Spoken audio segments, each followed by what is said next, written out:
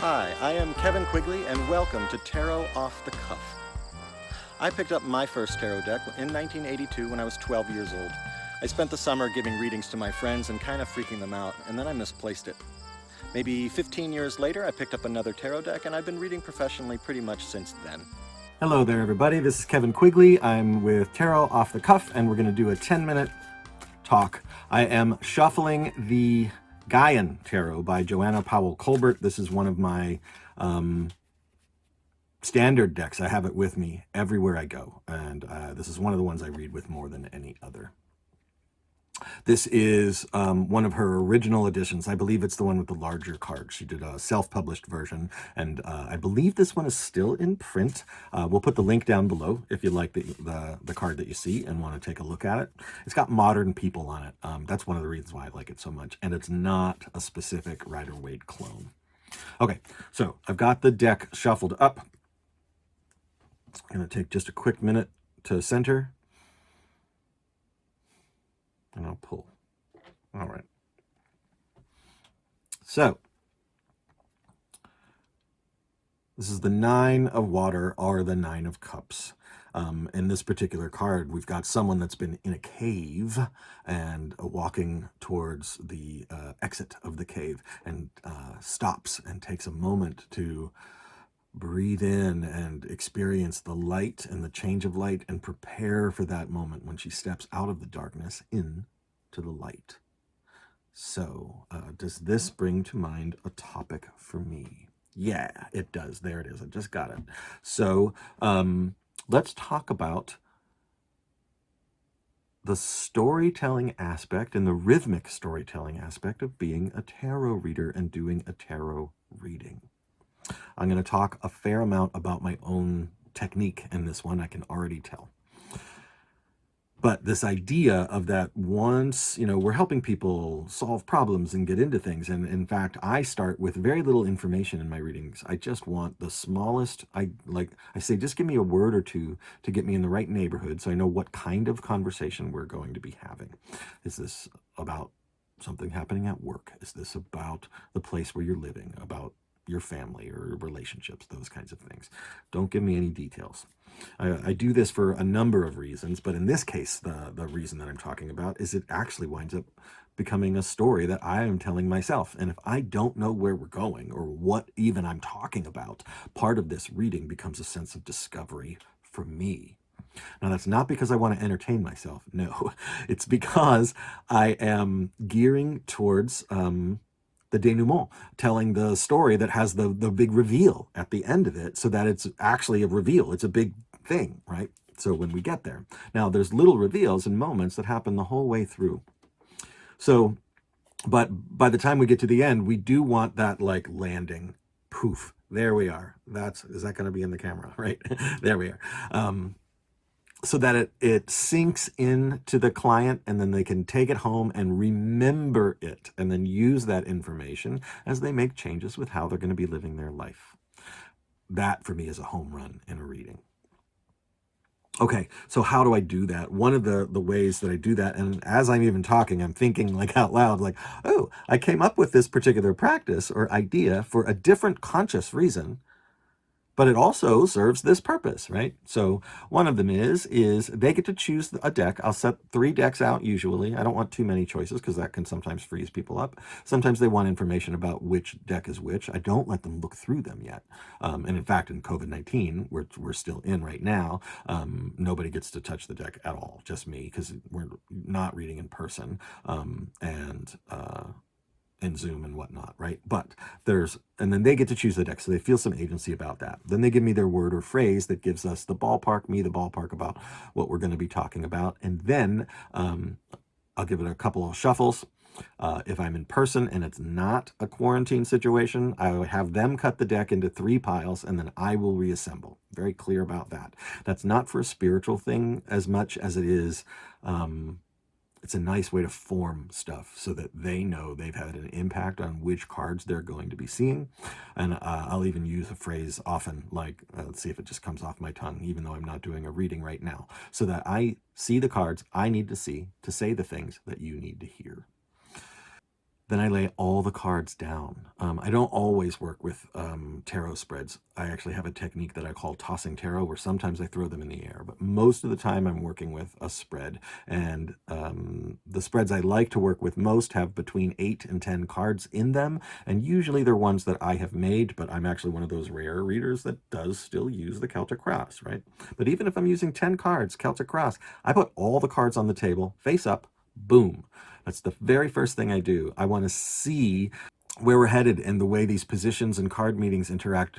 Not just, oh, this card is in the cover position. The cover position means this card means this, and then there we go. We've got a composite meaning for one card in one place. No, that's not the way I like to do an 8 or 10 card reading. I want to see them all, and then I start way up high and I look for correspondences. I call it the Gestalt approach. First, I just sort of glance at the cards and feel them. Oh, wow, there's so much red in this whole set of cards. Lots of energy. Isn't that interesting, right? That kind of a thing. And then I start looking for patterns. Oh, boy, we've got 5 wands in of these 10 cards. Half of them are wands.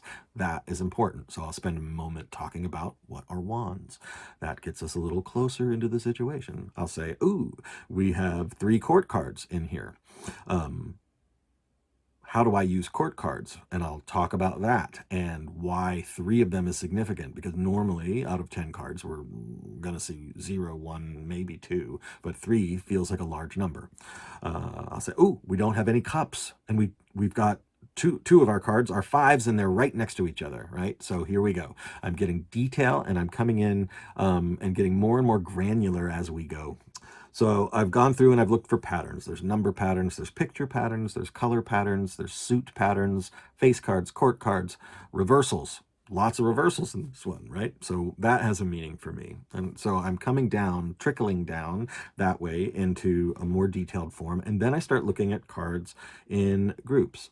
So if I've got a spread, lots of my spreads have crosses to start. That's like an X marks the spot for me. This is where we're going, where you are and what you're facing. I almost always begin with a cross if I've got a cross in the spread, and very frequently I do. Then I name the situation, and I name it in the context that the person said they want to talk about, unless in rare occasions there's a moment where I'm feeling like, oh, I'm feeling we need to talk about something else, and this person is able to do that. So I'll say, not so sure family is what these cards are talking about here. Let me branch off in another direction and see if it makes sense, and just tell me if it makes sense to you, right? So I'll go that way sometimes. Sometimes I'll talk about family, feeling or knowing that, oh, we are probably going to head into a bigger picture or another direction at some point as we go. Just thinking about the Celtic Cross now, for whatever reason, the 4 cards that make the ring around the first 2 cards that are in the cross, those are environmental cards for me. These are the energy that's going on around you, right? So I'll usually talk about those 4 in a group. And I call all 6 of those cards, the initial cross and the 4 cards that go around them, as the factual cards. These are the situational cards that describe life as it is, where you are, what you're facing, what's going on around you. I have a meaning for what the horizontal cards in that cross are. I have a meaning for what the vertical cards are. And we'll talk about all of that. And we may go into a little bit more detail looking, cross-referencing relationships. Oh, this one of where you come from, we can see how that's setting up what's right around the corner. Like that's clear, right? We can take a look at that. Does that feel true? Those kinds of things. Then the 4 cards that are in the underpinning and the stem of the cross, I'll talk about those as a group. Oh, isn't it interesting that all 4 of these cards are reversed? We said we had 5 reversed cards. Only 1 from the beginning is reversed, this first set. And then of the second set, these 4, all of them are reversed. That's got to mean something, right? So we'll talk about that, why they're reversed. And then we go card by card by card by card, and we get through. I find that if I take this approach, I have enough detail from the very beginning, even though it's not granular detail, it's chunky general detail as we're filtering down and through, that by the time I get to the last couple of cards, the reader and I generally, quite frequently, I wouldn't even say quite frequently, I would say almost always, and it's probably because I've been practicing how to do this for years, decades, have that moment of, oh, I get it. There's a eureka moment towards the end of the reading where we both go, aha, we don't need to take this idea. Or if we take this particular option, we're heading this way. If we take this particular option, we're heading this way. And that makes such clear sense that helping them make a choice that's going to work for them all of a sudden becomes less daunting a task, right?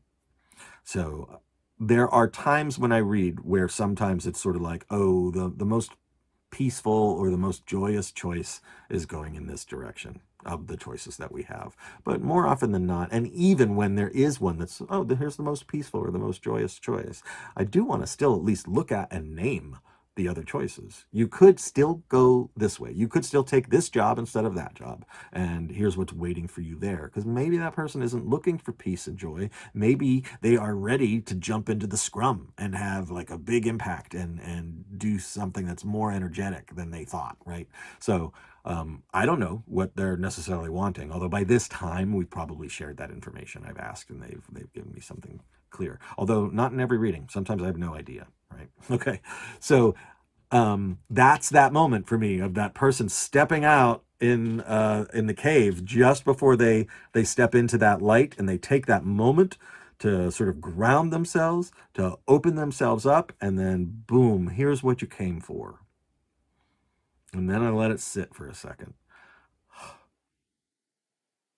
And then when they get up from my table and step out, or I close the Zoom meeting or whatever, they have that experience of stepping out into the light, which is the experience just after the moment that's depicted in the Nine of Water. So that was the Nine of Water, the Nine of Cups from the Gaian Tarot. I am Kevin Quigley, and you have been watching Tarot Off the Cuff. Thanks so much. Hi, thanks for watching. This is Kevin Quigley with Tarot Off the Cuff. If you can take a second, click the subscribe button down below. That'll let you know when a new video is posted and you might want to jump over and watch it. If you hit the thumbs up for the videos that you really like, that will help spread the word so new people will find Tarot Off the Cuff in their feed, and that helps the channel grow. That would be great. And if you got a question or a comment, positive or negative, whether you agree or disagree, or if you want to add information or your own take on a particular card or a particular topic, put a comment down below. We would love to hear from you. Thanks so much.